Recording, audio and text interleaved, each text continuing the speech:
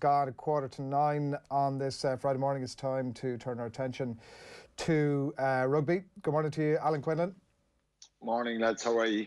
Flying, thanks. Yeah, we have lots of rugby on the pitch to get, obviously, that we want to get your thoughts on, but we haven't had a chance to speak to you since the stories obviously emerged during the week of the 8 players in the UK who are taking this class action against World Rugby and the Welsh Rugby Union and the English RFU as well, and some indication that it's coming to these shores too in terms of players that have maybe impacted by the topic at hand. When you read it, Quinny, and you watched the interviews and you listened to what the likes of Steve Thompson and Alex Lipman, Michael Lipman and Alex Popham had to say, are you concerned for your own future? Are you concerned for some of your peers? Yeah, it's frightening, I think, first of all, Adrian. I think I had an indication that it was coming because I got an email a number of months back about it from the solicitors, the law firm in London, inquiring had I any issues or did I want to talk about it, and I don't have any issues, I don't think, anyway, but it's very, very serious, and I didn't get involved in it because I didn't feel I needed to. So I kind of knew it was on the horizon, and I suppose for the last number of years with what happened in NFL, a lot of people were speculating that this could happen in rugby. Obviously, it's shocking to see, if Steve Thompson being in that situation and Alex Popham, Michael Lipman, to see that they're in that situation. Obviously, there's, they've got medical experts have looked into what their situations and have given their opinions on what's happening with them. So it would concern me for sure, yeah. But I think the first thing I thought about, Adrian, was who's at fault here? I don't know. Like, how can you take a case against World Rugby or the English RFU? Have they put them in jeopardy? Have they put them out in the field? I just don't know. And yeah. I mean, I played rugby because by choice, and then got the opportunity to be a professional rugby player and get paid to do it. And, I love the physicality of it. And we know there's issues and there's concerns, and the whole protocols around the head injury assessments has completely changed, and I think changed for the better. I think there was a reduction of 28% of concussions at the Rugby World Cup, so that's a promising sign. But this is obviously going back before a big spotlight was put on the way concussions were managed and head injuries in matches. I've said this before. When I played junior rugby with my club in Clanwilliam or underage, the magic sponge would come on and you get a rub on the head of the magic sponge and stand up and dust yourself down and go again. That's totally wrong, and that's changed right across the board. I was involved in some videos a couple of years ago with the RFU about the education around, right down to grassroots level for coaches and players throughout the country and underage teams, and I know the other sporting bodies are the same. It's a very, very serious issue right across the board, and you saw the injury to Joe Canning in the hurling semi-final as well. So but rugby is obviously very physical, so it is a concern and a worry, and I'm sorry to see players being in this situation, being affected the way they have been.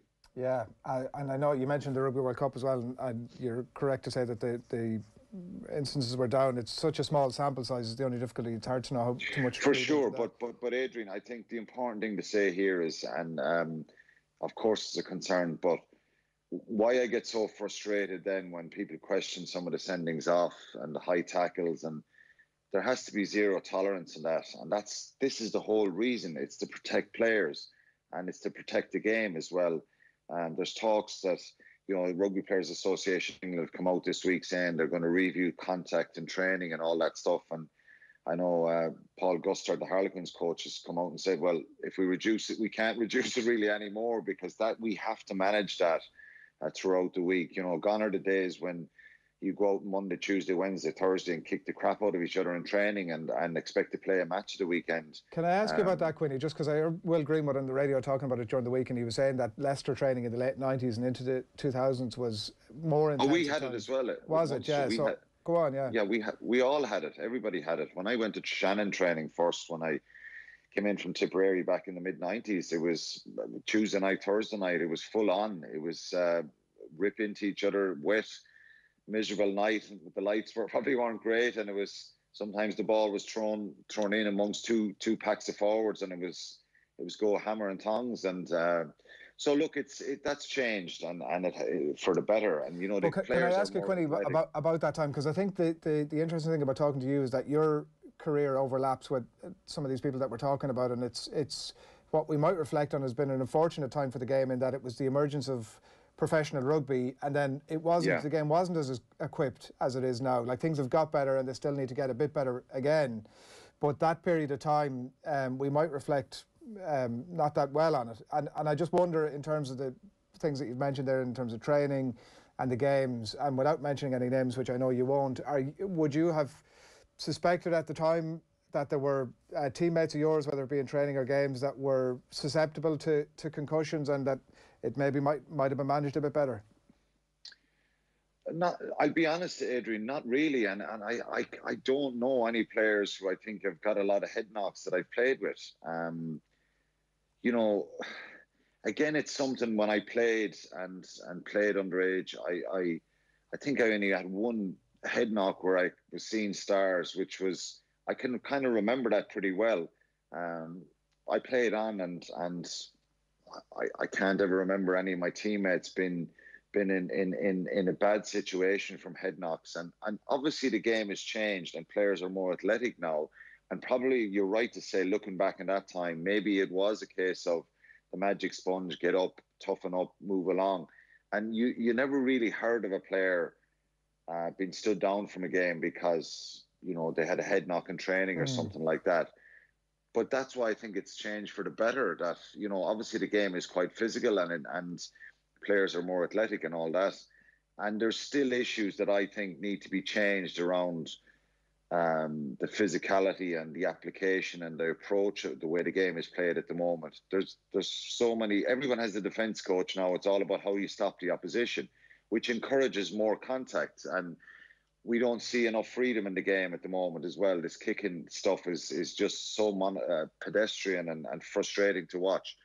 But I can't say that I had an incident where I saw somebody being knocked out in training or with a severe head knock and forced to go back and play. We've all had bits of bangs and bumps and bruises, I think, but someone being badly injured, I've never seen him being put back out onto the training field. But I've heard situations, and you know, Peter Robinson's son up north who unfortunately had you know, had 3 head concussions and was put back out in the schools match and unfortunately tragically died after it. That's one that I've wrote about before. Ben Robinson, I don't want to see that.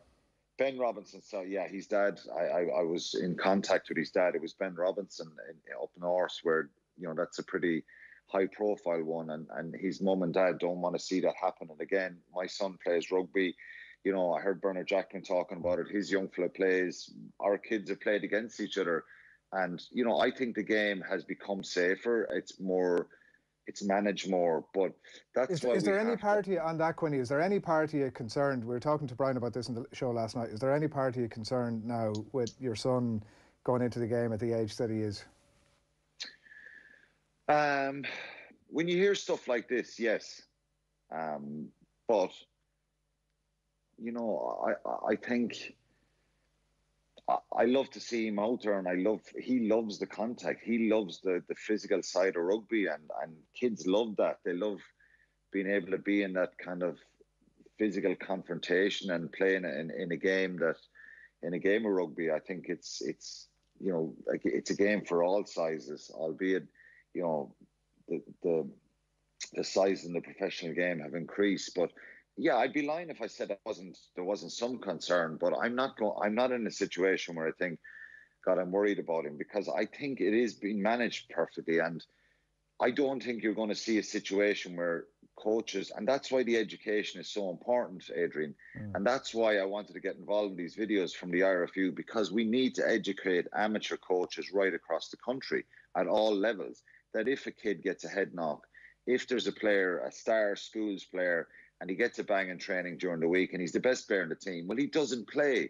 he just doesn't play. And that's just a reality we've got to live in right across the board. And you need an honesty and a transparency with coaches and people involved in teams. And we need parents to, understand that as well, that their kids are going to be managed right when they go to training. If there's a bang or a knock, that player is step down and that they go through the protocols, even for amateur players. That's something that's very important. So if I drop my kid my young fella to rugby, that I know that the coach, and I have a trust in him that that's done right. That has to be done right. And obviously it needs to be more reinforced now and time again. You see professional players being taken off the field now, where realistically they look like they can play on, they want to play on, the crowd probably want them to play on, but the doctors are coming in now saying, no, you're off. At least get the assessment. If they, it's still a grey area, that assessment, and there could still be a situation or a bit of damage done for the player, but at least there's some sort of checklist there to see where they're at. And that's where the modern game is at. So people say, of course, it's kind of a bit more physical and the knocks, there's more power in them. But at least we have a lot of good stuff that's changed and happened. And this is probably only 10 years, Adrian, you know what I mean? I remember Dricko himself coming off the field, playing with him. And because the abrasive nature he played and because of how tough he was, and, he had a hardness to him that he wanted to continue. He wanted to get stuck in. And I've seen him come off with every sort of a bandage on his head and bang and knock. So there was one against Australia a number of years ago with Conor Murray, and obviously he was at the height of his powers and playing really well. Ireland were playing Australia in a November international. And I remember Aina Falvey, I think Australia had a 5-yard scrum, and Conor Murray would be very important to defend as a defensive player as well, because of his size and physicality and the way he defends. And I remember Aina Falvey going on the field. I was commentating in the game, and I could hear the conversation, and he insisted that Conor Murray was coming off. End of story. And I remember speaking about it at the time, saying, this is exactly what we need at the top level in the professional game. I wrote about Steve Diamond with Sale a couple of years ago, where he comes out after a game because he had players coming off and he had no fly half, and he had people with concussions, and he comes out saying, well, the game has gone crazy and this is a joke and I've no players. So that rubbish has to stop.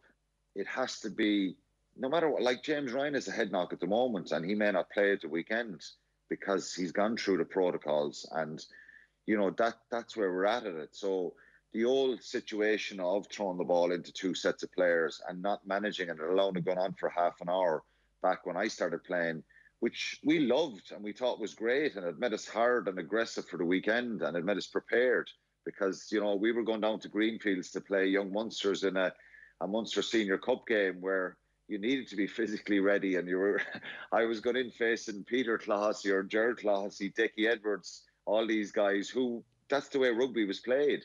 The modern game has changed, and going back to the original point, of course it's concerning and of course it's a worry.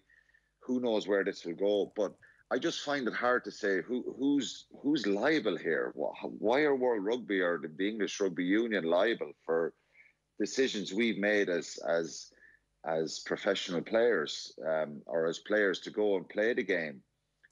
Is the argument that there's not enough protection there?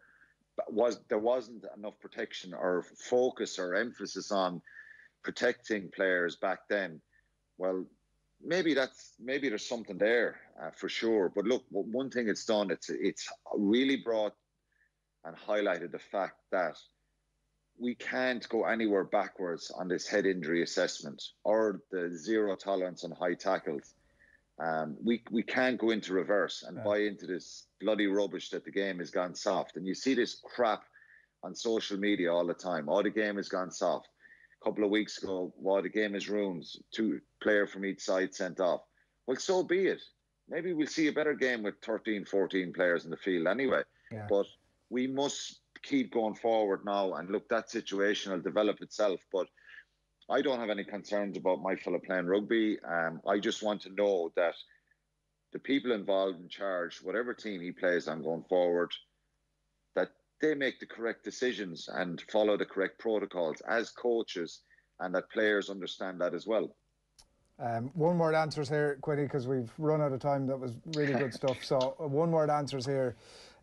Ulster against Toulouse tonight. Look, it's a hard one to call. Toulouse are a very powerful side, but Ulster just got to win this game to get up and running because they're away to Gloucester next. And the last game, these are only 4 games, Adrian. So you've got to win your home games. It's just a must. So I think given where they're playing, there's no crowd, of course. So it's a very hard one to call. But I'll pick Ulster, given that it's at home and the desperation that they need a result. Brave call. Montpellier against Leinster potentially without several frontline players. Yeah, it's a risky one. It's look, it depends what way Montpellier are going to approach the competition. Their league form has been poor. They've lost 5, won 3. So I'm not. Again, you're going into the unknown. James Ryan, Johnny Sexton, they're going to be a lot. I think Leinster are good enough to go there and win, and I think they will win there. Okay, Racing Connacht is a game we have live commentary of on Sunday afternoon. Tough job for Connacht. It's very difficult going to Racing. I think it's too much of an ask. I think what they'll need is a good performance. I think they'll have Pat Lamb's Bristol at home in the next game, so that will give them. If they can take something out of that, and particularly if you're away from home, if you can get a losing bonus point, but it's very tricky because Racing are very, very powerful and probably should have won that Champions Cup final this year against Exeter as well. And then Munster Quins on Sunday evening. Munster all day long, Quinny. You just don't know, Adrian. All these games are normally you have a week to filter players back in. A domestic league game or a Pro 14 game to see where you're at and bring back your internationals. But all the internationals jumping straight back in with their clubs. I think, look, given that Munster at home, they have a fair bit of momentum. But look, I think Jerry Flannery will have something to say about that. And, it'll be interesting him coming back to Thomond Park. But I'll pick Munster on that one. No surprise there, if it's you. No surprises at all. Alan Quinlan, we'll talk to you next week. Thanks a million. Cheers, lads. We've something very special on the way. It's 9:04 on this Friday morning. Something very special. Stay tuned. Back after these.